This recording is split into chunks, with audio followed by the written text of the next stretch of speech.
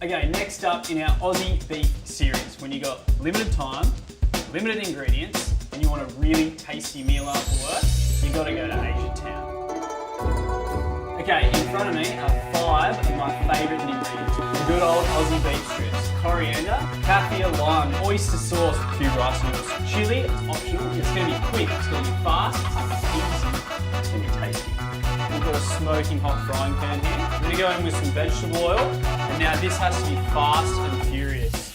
Our beef strips, they're quite lean, so you don't want to overcook them. See how I'm not moving it around, I'm just letting it caramelise on one side, then I'll give it a toss, and then we'll season. We've seared our beef, it's time to get our veggies in there. We're gonna fry them off. We've got a couple of chillies here, the stems of the coriander, and then some shredded Kaffir lime as well. Add our beef, add our noodles.